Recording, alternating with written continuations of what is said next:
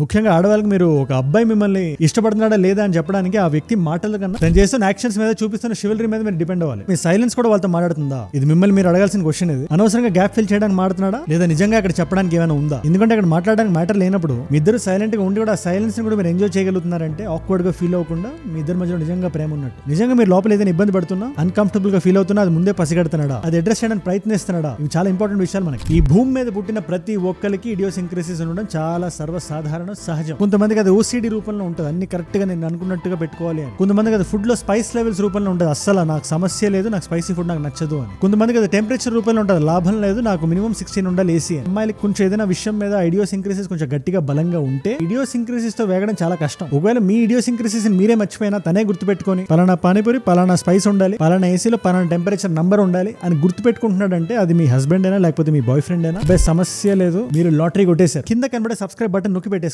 Done.